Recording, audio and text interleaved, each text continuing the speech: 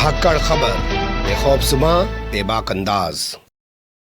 धाकड़ खबर में आपका स्वागत है। मैं आपके साथ हूं अकरम रईस खान। उत्तर प्रदेश के संभल में जामा मस्जिद के सर्वे के नाम पर जिस तरीके से तांडव किया गया पुलिस प्रशासन के जरिए, जिसमें कहा जा रहा है कि अभी तक 5 लोगों की वहां पर मौत हो चुकी है, हालांकि कुछ लोग दावा कर रहे हैं कि 8 लोगों की मौत हो गई है।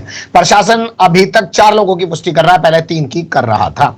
लेकिन जो उसके बाद सवाल पैदा हो रहे हैं, उनमें से एक सवाल वकील से भी जुड़ा हुआ है, एडवोकेट यानी कि विद्वान अधिवक्ता से भी जुड़ा हुआ है। लोग कह रहे हैं कि दिल्ली का एक वकील जो अपने आप को हाई कोर्ट सुप्रीम कोर्ट का बताता है, वो उस समय उत्तर प्रदेश के संभल जिले की अदालत में पहुंच जाता है जब पूरे उत्तर प्रदेश के अंदर अदालतों में कोई काम ही नहीं हो रहा है। जैसे कि आप जानते हैं, गाजियाबाद में पुलिस ने वकीलों पर लाठ बजाया, उनके खिलाफ मुकदमे दर्ज किए, बहुत सारों को जेल में डाल दिया और वो वहां के डिस्ट्रिक्ट जज को हटाने की मांग को लेकर पूरे उत्तर प्रदेश में विरोध प्रदर्शन कर रहे हैं, हड़ताल कर रहे हैं। तो वो वहां पहुंच जाता है और वो अदालत में हाजिर होता है। अदालत उसकी अर्जी पर मस्जिद की जांच का आदेश दे देती है और तुरंत जो है एक एडवोकेट कमिश्नर भी नियुक्त कर दिया जाता है, वो सर्वे करने भी पहुंच जाता है। जब एक वकील जो है दिल्ली से जाकर इतना सब कुछ कर सकता है, तो जो मुस्लिम कम्युनिटी है जिसकी अपनी मस्जिद है, सालों से मस्जिद है और इसके अलावा और भी तमाम जगह उनकी बहुत सारी मस्जिदें हैं, उनके वकील कहां गायब हैं? इसके आसपास अपनी बातचीत को रखने की कोशिश करेंगे, क्योंकि जनता आवाम जो है वो तो लगती है कि सीधी सच्ची है, ईमानदारी से खड़ी हुई है अपने तमाम धार्मिक स्थलों के साथ, अपने मजहब के साथ। लेकिन जो उनके रहनुमा बने घूम रहे हैं, असल में उनको जो काम करना चाहिए वो करते हुए अभी भी नजर नहीं आ रहे हैं। इसी के आसपास अपनी बातचीत को रखने की कोशिश करेंगे, क्योंकि हमारे साथ जुड़ने जा रहे हैं एडवोकेट महमूद प्राचा साहब। बहुत शुक्रिया सर इस हालात में वक्त देने का। बहुत शुक्रिया मुझसे बात करने का। संभल की घटना पर अगर मैं आपका पहला रिएक्शन चाहूं एक वकील के नाते, और जब मैंने बताया कि एक दिल्ली से वकील जाता है और उन हालात में जाके अदालत में पेश होता है, अदालत उसको एंटरटेन कर लेती है, कैसे कर लेती है और कैसे आदेश जारी कर देती है दूसरी पार्टी को सुने बगैर, और कैसे उसमें कोर्ट कमिश्नर नियुक्त कर दिया जाता है, सर्वे शुरू हो जाता है, इसको लेकर एक वकील के तौर पर आप क्या कहना चाहेंगे? ये इससे पहले कि मैं उस पर टिप्पणी करूं, मैं ये बता देना चाहता हूं कि मथुरा शाही ईदगाह मस्जिद जो है उसमें भी यही वकील हैं, इनके वालिद भी वकील हैं, अपनी पूरी टीम के साथ वकील हैं, और इनके अलावा 15-16 और पार्टी हैं, उनके साथ अलग अलग टीम्स 15-16 टीम्स और हैं। तो और उसके सामने मथुरा शाही ईदगाह मस्जिद के वकील मैं नाचीज हूं, तो उसमें भी ऐसा कुछ हो नहीं पा रहा है। तो बुनियादी बात यह है समझने की, हालात मुश्किल है। ये जो कार्रवाई आप बता रहे हो पूरी तरीके से गैर संवैधानिक, गैर कानूनी, और प्रथम दृष्टया ये लगता है कि वो ऑर्डर गलत पास हुआ है, और वो किसी भी ऊंची अदालत से, जैसे हाई कोर्ट ने मथुरा मस्जिद के खिलाफ भी सर्वे का ऑर्डर किया था, हमने रातों रात पिटीशन लगा के सुप्रीम कोर्ट से स्टे ले लिया था उसका, रातों रात। तो ये जो निचली अदालत ने गैर कानूनी ऑर्डर किया है, गैर संवैधानिक ऑर्डर किया है, जिसके लिए मेरे ख्याल से एडमिनिस्ट्रेटिव साइड पे भी जज साहब के खिलाफ कंप्लेंट होनी चाहिए, उसमें आज तक कोई मुदाखलत नहीं हो पाई। ये बुनियादी सवाल है। अब मैं आता हूं इसकी कानूनी नौयत पे। बताइए।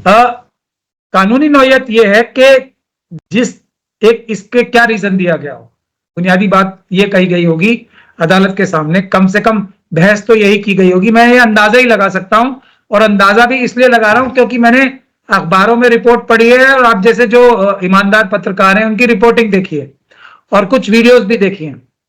तो यह कहा गया होगा कि अभी अगर इसमें सर्वे का ऑर्डर नहीं हुआ तो तब्दीली हो जाती, बहुत बड़ी तब्दीली कर लेगा मुस्लिम पक्ष, यही कहा गया होगा।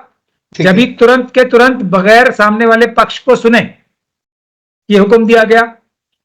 तो यह गैर कानूनी इसलिए है क्योंकि वो 1526, 27, 28 से तो मेरे ख्याल से पिटीशन में ही है उनकी, ये मस्जिद है। तो जो 500 साल से उसमें कोई छेड़छाड़ नहीं की गई, वो अब कौन सी छेड़छाड़ कर ली जाती अगर सामने वाले पक्ष को सुन के भी बहस हो जाती। अब चलिए ये तो हो गया, एक सर्वे जब हो चुका है तब तो हमारे पक्ष को पता लग गया था पूरी तरीके से। चुनाव के एक दिन पहले, महाराष्ट्र के चुनाव के एक दिन पहले तो पता लग ही गया था ना सबको। हम लोग मथुरा मस्जिद में एक दिन में सुप्रीम कोर्ट से स्टे करा सकते हैं सर्वे का ऑर्डर, ठीक है। तो ये स्टे क्यों नहीं हुआ, बुनियादी सवाल ये एक बात। दूसरी बात, जो अभी वीडियो के माध्यम से मैं देख रहा हूं, पहला सर्वे हो गया तब तो कम से कम एप्लीकेशन लगा देनी चाहिए थी कि ये सर्वे की कंडीशंस क्या होंगी। तीसरी इलीगल बात, दूसरी बात ये हो गई। तो अगर वीडियोग्राफी और फोटोग्राफी का ही ऑर्डर था तो उसमें नापने की बात भी जो सुनाई दे रही है, कोई वहां के जो प्रेसिडेंट साहब हैं वो बता रहे हैं मस्जिद के, नापने का तो सवाल ही नहीं उठता ना, पानी निकाल के या पानी भरे में भी अगर सिर्फ वीडियोग्राफी और फोटोग्राफी का सर्वे का ऑर्डर हुआ है। और वो ये बताया जा रहा है कि एसडीएम साहब ने जिद की और डीएम साहब और एसपी साहब उनके आगे नतमस्तक हो गए। ऐसा हो सकता है कभी?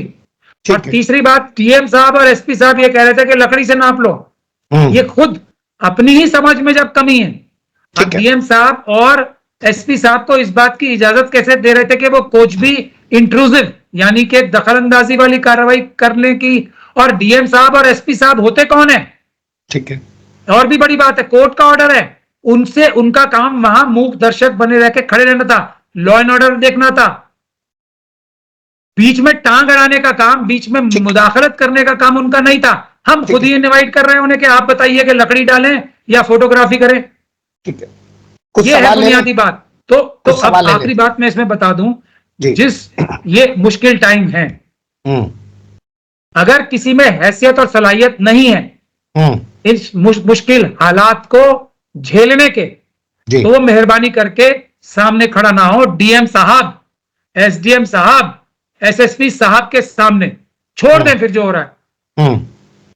इसके बाद आप मुझसे सवाल पूछेंगे तो मैं जनता के बारे में भी दो शब्द बोलना चाहूंगा। चलिए, मैं पहले सवाल ले लेता हूं। यानी आप ये कहना चाह रहे हैं कि वहां पे महमूद पराचा नहीं है, जहां पे महमूद पराचा है शाही ईदगाह मस्जिद में 18 आपके सामने वकील खड़े हैं, 18 मामले हैं, आप अकेले उस पूरे मामले को झेल रहे हैं। वहां पर ऐसे हालात कभी नहीं हुए। संभल में कोई वकील नहीं है, वहां पे जो है एक भीड़ थी जोश की, या जो आप ये तथाकथित जो अध्यक्ष बता रहे हैं उस टाइप के लोग थे, और वो उन चीजों को ना समझ पाए ना उनको सही से कर पाए, इस वजह से बवाल हुआ। जो रिपोर्ट पब्लिक डोमेन में यानी कि जनता के सामने सोशल मीडिया के जरिए, अखबारों के जरिए हैं, उससे यही नजर आ रहा है कि बिल्कुल भी बासलाहियत लोग वहां पर नहीं हैंडल कर रहे चीजों को। और ऐसा नहीं है कि सलाहियत वाले लोग मौजूद नहीं है, हो सकता है यही लोग सलाहियत वाले हों, लेकिन इन्होंने सलाहियत से काम नहीं किया। इस बात को अगर मैं नहीं बोलूंगा तो मैं भी झूठ बोलूंगा। ठीक है।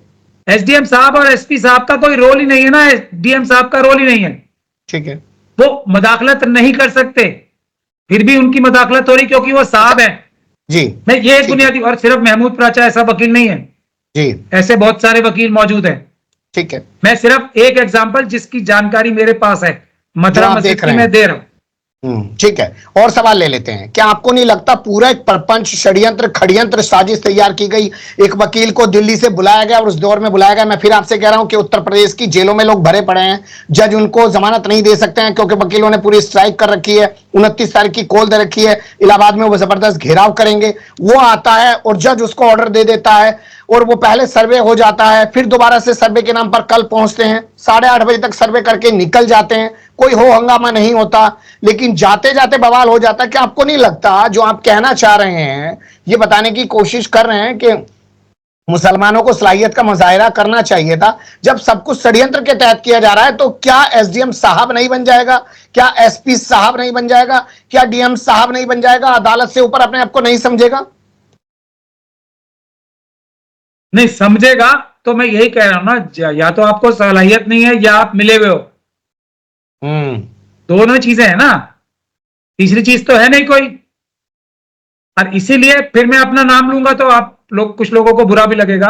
हमने कितनी जगह वीडियो हमारी सोशल मीडिया पे है जहां एसडीएम साहब, डीएम साहब, एसएसपी साहब, कमिश्नर साहब सब कानून के नीचे हैं ये बताते हुए हम मिले हैं, और रोका भी हमने। सलाहियत चाहिए ना। आप देखिए हालात मुश्किल हैं, और ये जिन वकील साहब का आप नाम ले रहे हो वो बाबरी मस्जिद में भी थे, ज्ञानवापी में भी हैं और मथुरा मस्जिद में भी वही हैं। ये आरएसएस द्वारा प्रायोजित, फंडेड, समर्थित एक टीम है। तो उसको अब वो है, आपको उसका रिस्पॉन्स तैयार करना पड़ेगा ना, इक्वल एंड ऑपोजिट, बराबर का। ये वो हमारा रिस्पॉन्स कहां है? क्या हम इसको रिस्पॉन्स देने में के लायक ही नहीं है? ऐसा मैं नहीं मानता हूं। और मैं जो जनता है वहां पे, मैं उसको सलाम करता हूं। ये पूरी साजिश हुई है। ये गोली चलवाने में भी उन्हीं डीएम और उन्हीं एसएसपी और उन्हीं एसडीएम की साजिश है। अब मैं आपको कॉन्सेप्ट लीगली बताता हूं।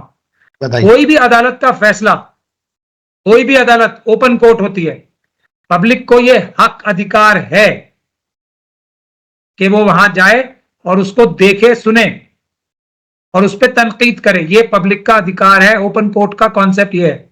और अगर कोर्ट का निर्देशित कोई आदेश है तो वो भी जनता की नजरों के सामने होना चाहिए था। अगर ये जनता, जो मुझे नजर आता है हालात से, वो देखने जा रही थी कि क्या ईमानदारी से काम हो रहा है या नहीं हो रहा है, तो उसने कोई गलती नहीं की, बिल्कुल जाना चाहिए था। जहां तक वायलेंस का काम है, बिल्कुल मैं इस बात को मानने को तैयार नहीं हूं कि वो षड्यंत्र के तौर पे प्रशासन ने और जो लोग नजर आ रहे हैं भड़काऊ नारे लगाते हुए जाते हुए पुलिस के संरक्षण में, जैसा हर जलूस, जो ये अभी धार्मिक जलूसों के साथ जो झगड़ा होता है, उसी शक्ल में जो जा रहे हैं, वो उन्होंने पथराव किया होगा, उन्होंने हालात पैदा किए होंगे। पब्लिक तो सिर्फ देखने गई थी, वो उनका फर्ज है। देखने जाने से मना नहीं है, छुप के काम नहीं हो सकता।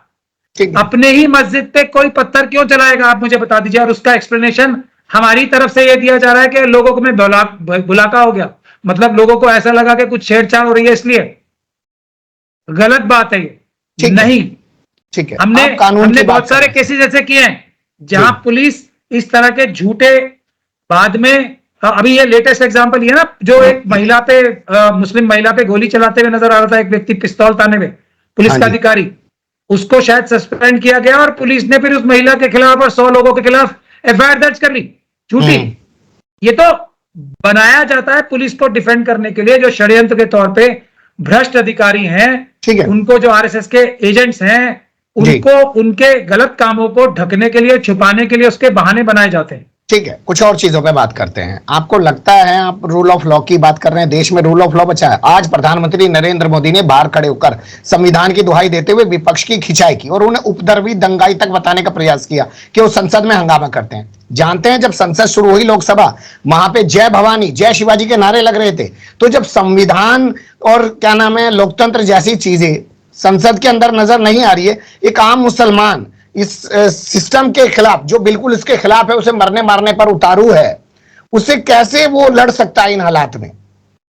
पहले तो मैं शुक्रिया अदा करता हूं आपका कि जो मेंबर ऑफ पार्लियामेंट जीत के गए, वो तो क्या बोलते हैं,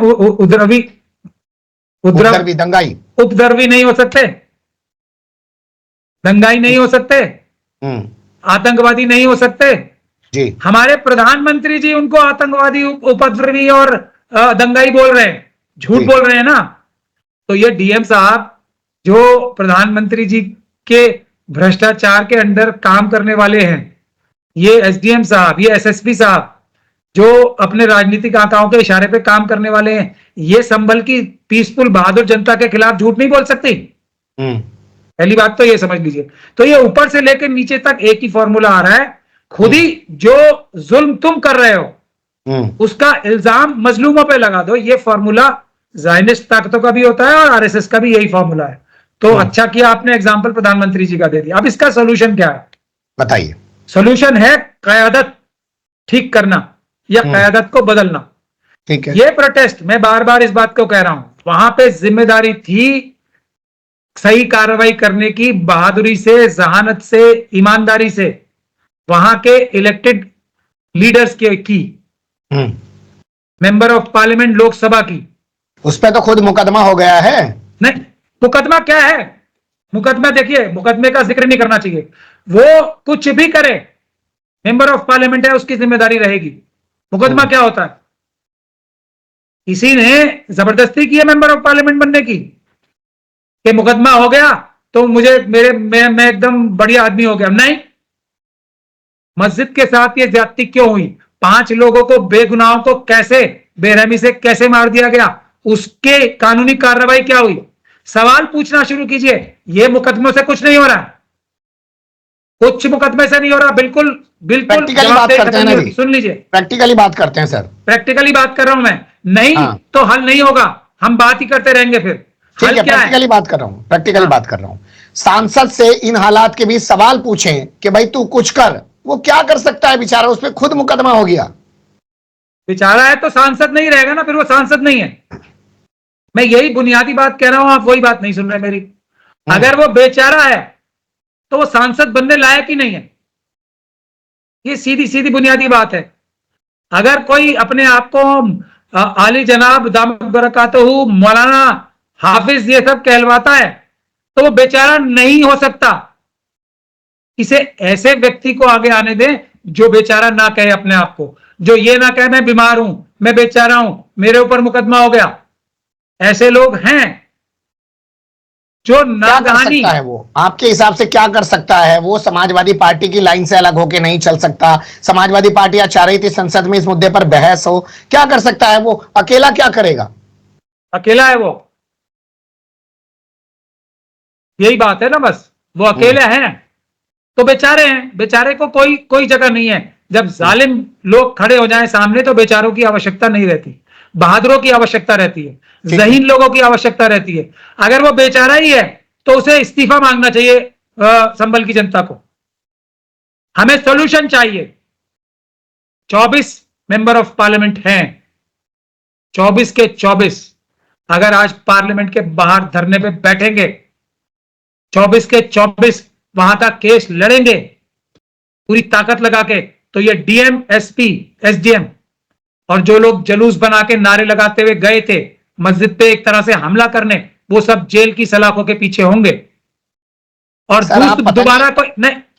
अब आप, हमने करके दिखाया है, फिर मैं अपना एग्जांपल दूंगा तो आप बुरा सर मैं मानेंगे। आपका एग्जांपल नहीं ले रहा हूं, मत मैं लें तो कह फिर रहा हूं नहीं हो सकता, फिर हो ही नहीं दिन सकता। के उजाले में बम लगा लगाकर बाबरी मस्जिद को उड़ाया गया, पूरी दुनिया ने देखा, कोर्ट ने कहा पता ही नहीं है किसने बाबरी मस्जिद को तोड़ दिया। आप पता नहीं किस कानून की बात कर रहे हैं, किस नियम की बात कर रहे हैं। सारे के सारे लोग जो बाबरी मस्जिद का केस इस तरफ से लड़ रहे थे वो आरएसएस और बीजेपी के एजेंट थे। बाबरी मस्जिद एक्शन कमेटी अभी भी है, बाबरी मस्जिद नहीं है। वो सब लोग करोड़पति हो गए, बाबरी मस्जिद नहीं है। ज्ञान व्यापी के साथ भी वही होगा, मथुरा मस्जिद के साथ वो क्यों नहीं हो पा रहा, ये जवाब दे दीजिए। ठीक है, आ रहे हैं और नहीं, चीजों को ले लेते हैं। बात यहां से, अब मेरा सवाल, आवाम को अपने लीडर्स के घर प्रोटेस्ट करना चाहिए, बिल्कुल नहीं जाना चाहिए, मैं बता रहा हूं। मैं आपसे एक सवाल कर रहा हूं छोटा सा। कल संजय राउत को अगर आपने सुना होगा तो उन्होंने कहा कि महाराष्ट्र में जो हम हारे हैं तो उसके लिए पूर्व chief justice of India DY Chandrachud जिम्मेदार है। उसने 40 विधायकों को अयोग्य नहीं ठहराया।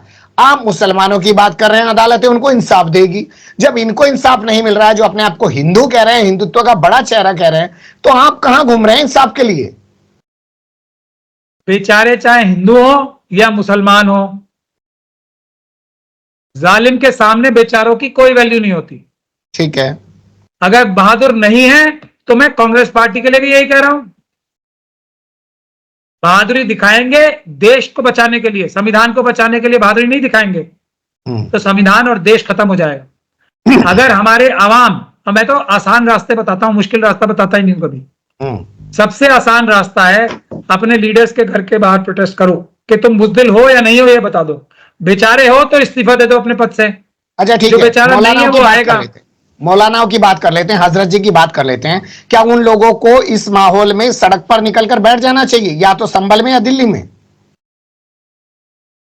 उन लोगों को बैठना चाहिए। 100-200 लोग जो हैं हमारे दामद बरकातहू, उनके ऊपर गोली नहीं चलेगी। और क्यों चलेगी? मसले का हल हो जाएगा। संभल जाके बैठ जाएंगे 200 पर्सनल लॉ बोर्ड के सारे मेंबर्स, बैठ जाएं जाके पर्सनल लॉ बोर्ड के पीसफुली मस्जिद के बाहर, सिर्फ बैठ जाएं जाके। आप देखिए सिचुएशन कैसे बैठ कर होगी। लेकिन ये नहीं करेंगे, ये मिले हुए हैं। आप तो उन्हें भी गोली लगवा दोगे, उनको भी शहीद करवा दोगे आप तो। नहीं तो ये माँ के लाल नहीं थे जिनके गोली लग गई। इन्होंने तो कोई लाखों करोड़ों रुपए भी नहीं कमाए। ये तो वहां जाके सिर्फ देखना चाहते थे कि ईमानदारी से कोर्ट की कार्रवाई हो रही है नहीं हो रही। इन्होंने तो लाखों करोड़ों रुपए नहीं कमाए। ये तो दामद बरकत भी नहीं बने। इनकी जान जान नहीं है। वो जनता है, ये नेता है, ये मौलाना है, ये बड़े लोग हैं। बड़े लोग थोड़ी मरेंगे। बस तो फिर बेवकूफ लोग मरेंगे जो इनकी क़यादत को मानेंगे। यही होगा, क्योंकि आवाम बुज़दिल नहीं है और ना हो सकती है। आवाम बुज़दिल नहीं है। इन हालात में क्या महमूद पराचा ऐसे लोगों की कोई मदद करना चाहेंगे, या बस सिर्फ उन पे ही सवाल खड़ा करेंगे कि तुमने गलत किया ऐसे लोगों की बात सुन के? देखिए, मैं अपनी मजबूरी बार बार बताता हूं।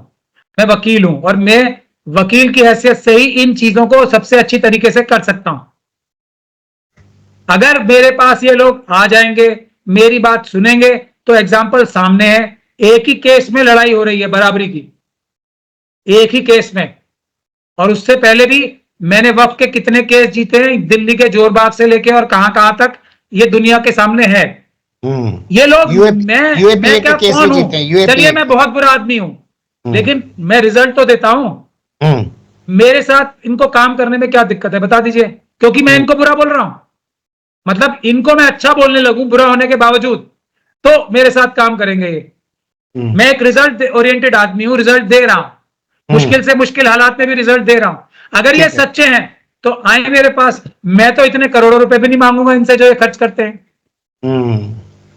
चलिए, मसले का हल है, करना नहीं चाहते। आ जाए मेरे पास। अगर ये आ गए मेरे पास तो हालात ड्रामेटिकली बदलेंगे, बहुत जल्दी बदलेंगे, मैं गारंटी देता हूं। ठीक है, बहुत शुक्रिया। क्योंकि हमने देखा जो आपने दावा किया उसका रामपुर में असर दिखाई दिया। उस रामपुर में आजम खां के लिए वोट नहीं पड़ पाए। उस रामपुर में समाजवादी पार्टी के महागठबंधन प्रत्याशी के लिए, इंडिया गठबंधन प्रत्याशी के लिए वोट पड़ गए, क्योंकि वहां पर खुद मैदान में मौजूद थे एडवोकेट महमूद पराचा। उनकी इस बात में, उनकी इस दलील में दम है कि जब आप तथ्यों के साथ खड़े होंगे, साहब को साहब ना समझकर अपने दिमाग पे बोझ नहीं रखेंगे, उसे नौकर मान के बात करेंगे, उसको उसकी ड्यूटी का एहसास दिलाएंगे, तभी आप हालात बदल पाएंगे। लेकिन इसके लिए तो आंखों में आंखें डाल के बात करना पड़ेगा, और वो लोग तो कर नहीं पाएंगे जो सिर्फ हलक से आवाज निकालते हैं या नेता बनकर किसी भी पार्टी के टिकट पर संसद में जाकर बैठ जाते हैं और एफआईआर दर्ज होने के बाद छाती पीटने लग जाते हैं कि साहब हमें बचा लो। बहुत शुक्रिया। फिर आपके साथ किसी और मुद्दे पर जुड़ने की कोशिश करेंगे। मेहरबानी। शुक्रिया।